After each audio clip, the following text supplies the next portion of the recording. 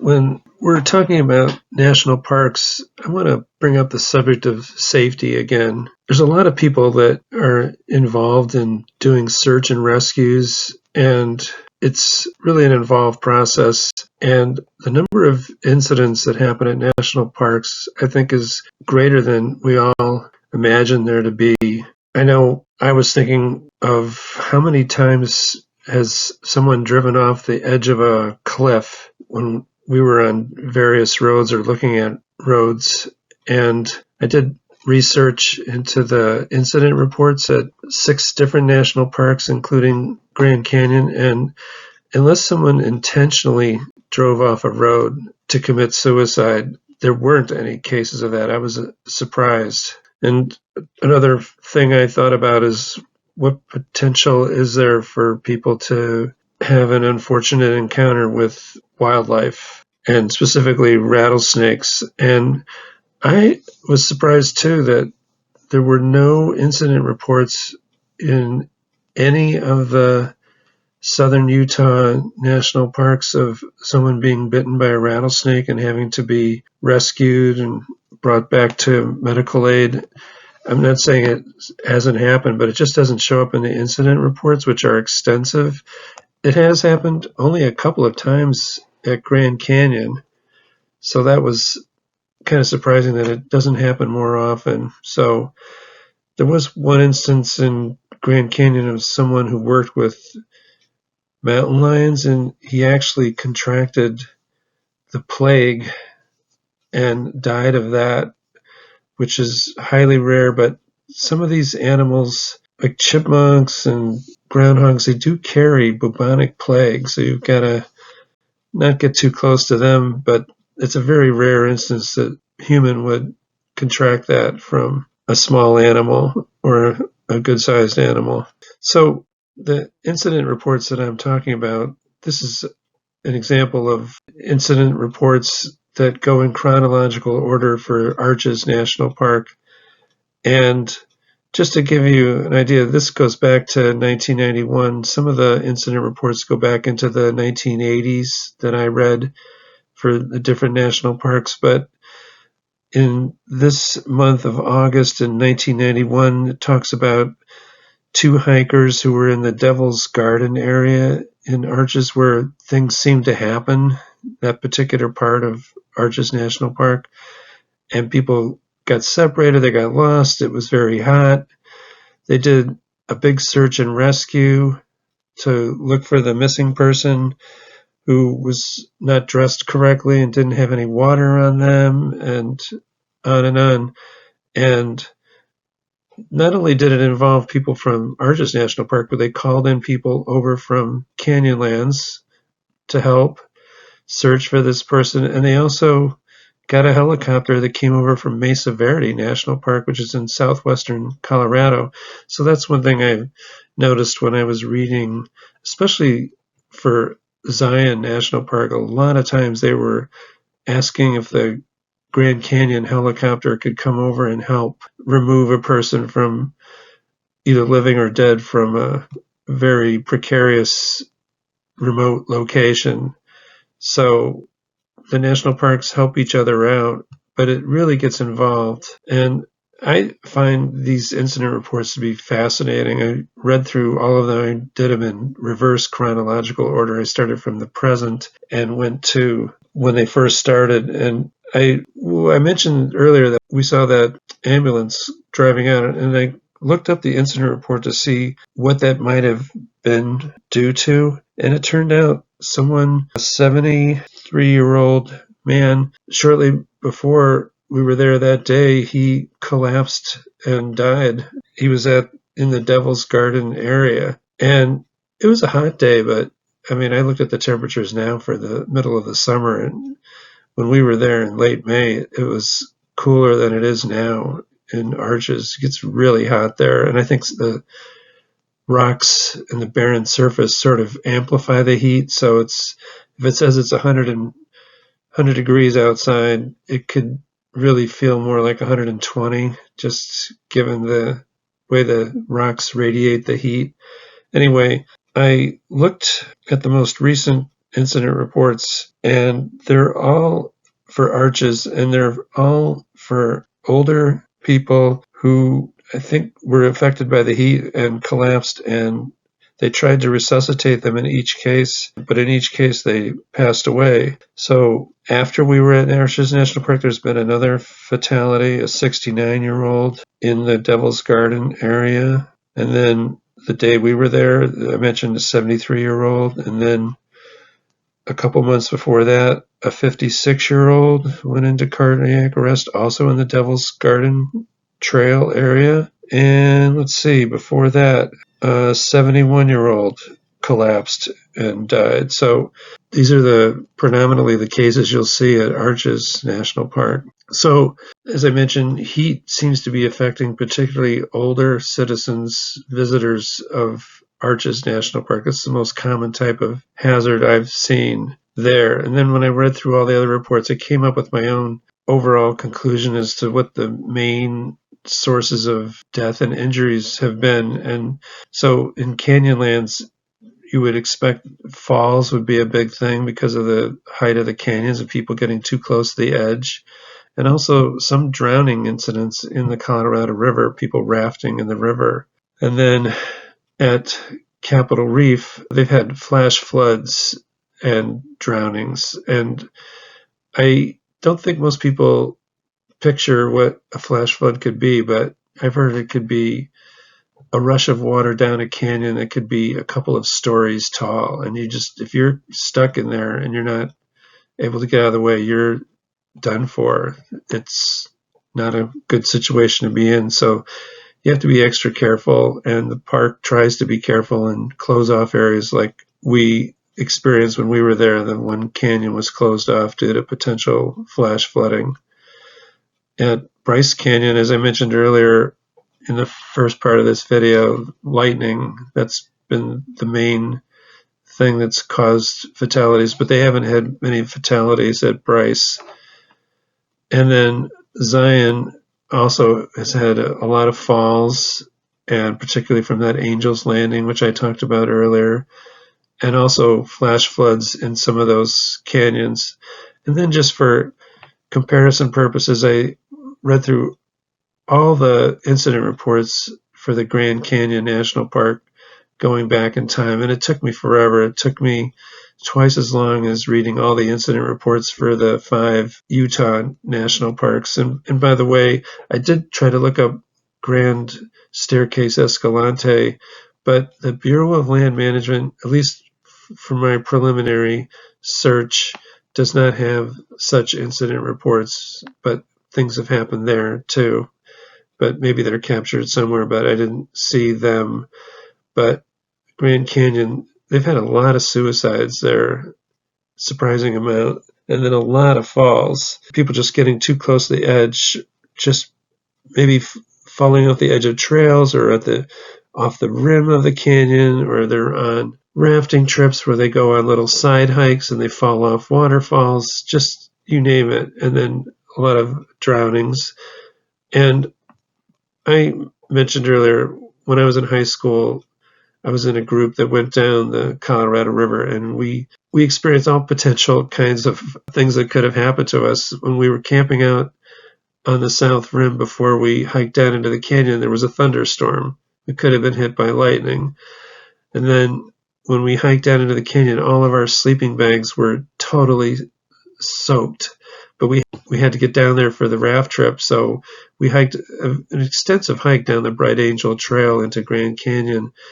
And amazingly, at the end that night when we unrolled our sleeping bags, they were all completely dry because it's so dry, and the heat just evaporated all that moisture that was in our totally soaked sleeping bags. But we hiked with a young group of people, and we did okay.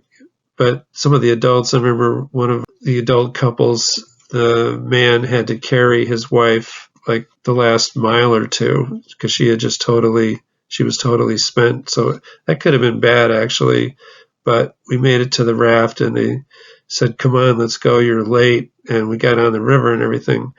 But my mom, before I went, she worked with someone whose son had been on a Colorado River raft trip, and he had fallen off the boat, hit his head on a rock, and drowned. And so she was so concerned that was going to happen to me. And when I was on the raft trip, it was great, best experience of my life.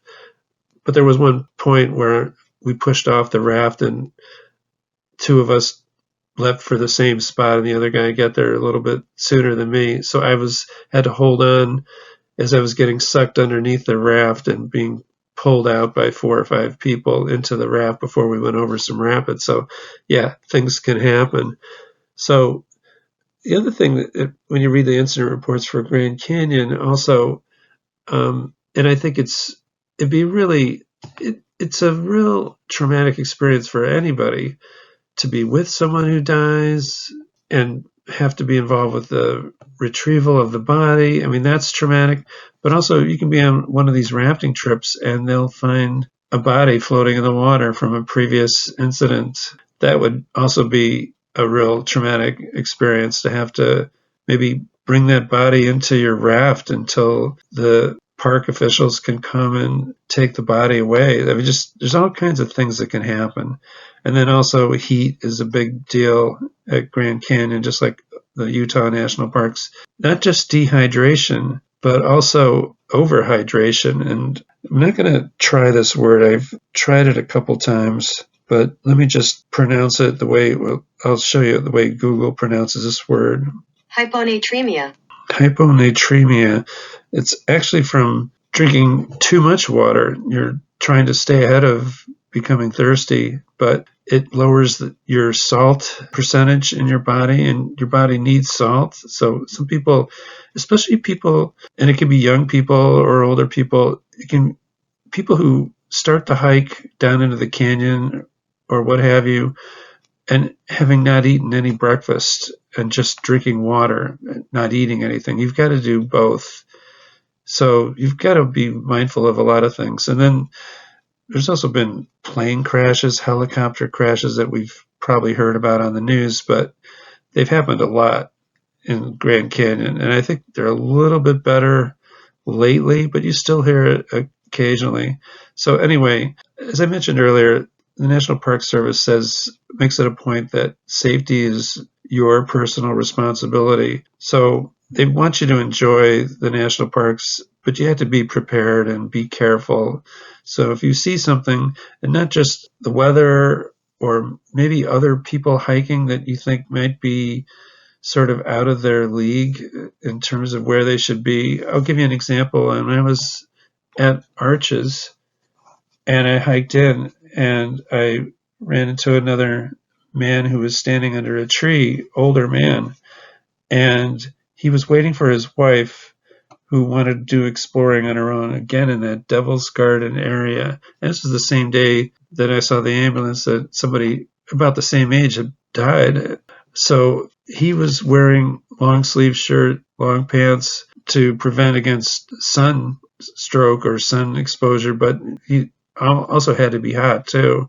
And he was just waiting. At least he was in the shade, but you just don't want to mess around. You know, the parks can be beautiful, but they can also be potentially dangerous. So you've got to keep that in mind. So I kind of mentioned to him that I'd seen this ambulance, maybe it's not a good idea to just be out here for as long as I didn't go into details, but I was just kind of making him aware. So he said, well, that's something I was kind of waiting for his wife to come back. So anyway, so as I mentioned earlier, I mean, one of the things you can do to be seeing something is to keep an eye on the weather. And there's always, especially in the mountains, high altitude of southern Utah, or in the West in general, there are ominous looking storm clouds a lot on the horizon. They don't always come your way and rain, but they're raining somewhere. There's heavy rain somewhere, even though it's the dry, parched West. And then lightning is a real thing. I mean, people actually do get hit by lightning, so you've got to be careful. And if you see storm clouds, don't mess around. And then flash floods, as I mentioned, a lot of us just don't ever see a flash flood. So we might see or hear about flooding in our area, but not flash floods. But out west it can be a serious thing, especially with the narrow canyons. And that's one way these canyons were sculpted. It wasn't just by regular rain, it was by like a torrential downpour that really caused the stream to, with a huge force, to scour out things, send soil and rocks downstream. That's how these canyons really get formed. If you look at it day to day, you go, and it's a sunny day, you go, well, how did that happen? How did that deep canyon get so deep? I mean, that just looks like a little stream down there, but those little streams can get big real quick, and that's when they do their sculpting. So these slot canyons, they're really attractive. It's very Instagrammable, but you got to be careful. And the water that people might be walking through can rise real quickly, and there's no room for escape. So you really got to be careful. And this is that canyon in Capitol Reef National Park that looked really interesting and would have been nice to go further down, but they said off limits, potential flash floods, and they've had them at Capitol Reef, as they've had them at Zion National Park. Looking here again at that subway canyon, which is really interesting, but you don't want it to become too interesting. And I think rafting, when we rafted down the Colorado River, was, like I mentioned, the greatest experience of my life. It was so much fun. Fortunately, we didn't have any accidents. We had some real hairy rides where you didn't think you were going to make it through some of the rapids, but it's fun, but it's also dangerous. You notice everybody here is wearing their life vest. That's a good thing. And I wonder whether helmets are required now. I'm not sure. They weren't back when we did, but we all wore life vests when I was back in high school. And then these are a common thing in the West called potholes. And people will be hiking around, and it's where water collects in a little basin, and it looks really inviting, and people go in there sometimes to go swimming, and then they discover they can't get out. You look at the rim here, it's potentially challenging. So sometimes it's things that are nice to look at, but you don't have to totally get into them to appreciate them. So this is one of the guidebooks that we used to prepare for our trip, and I just wanted to call attention to the front cover. It shows a woman out on a precipice, and she looks like she even has headphones, and she's enjoying nature while listening to music or whatever. It's not a good message to send that this is okay. I mean, if this were in construction, she would be wearing a harness and she'd be tied off to somewhere. She would never be allowed to go that close to the edge in a work environment. But in national parks, people just feel like, they don't have harnesses or whatever, and they just want to get as close as they possibly can to the experience, but you've just got to be careful. So I just felt like this book cover was sending the wrong message. Yeah, it's beautiful, but you don't have to get that close. Otherwise, you'll require a lot of people to get involved. Sometimes there's 50 to 100 people that are involved in a search and rescue, and a lot of equipment, and it's challenging for the people who are trying to do the search and rescues. They're in really dangerous area. If a person has fallen, it's probably in a very remote, inaccessible area, and these medics have to have rappelling skills. They have to have a lot of skills to not only get there themselves, but also to either help revive a person if they're still alive, or then, God forbid, they have to retrieve a body and somehow bring that body out of a deep, deep canyon. So I mentioned one other thing I've noticed is, like, a lot of times people will have fallen or twisted an ankle or broken a leg or something in a deep slot canyon, and they'll somehow hear about it, and the rangers will go there, but by the time they get there, it'll be night, and it's too dangerous for them to try to remove the person, either hiking them out, carrying them out, or using a helicopter to pull them out. So they'll stay with the victim all night long, which I think is so admirable. But again, you're really testing the limits of other people. So you might be testing your own limits, but you have to think about other people too that are going to have to potentially be involved in your search and rescue. So be mindful of that. And here's one of the helicopters National Park Service at Grand Canyon that, as I mentioned, has frequently been called over to Zion National Park to help them out because they don't have their own helicopters.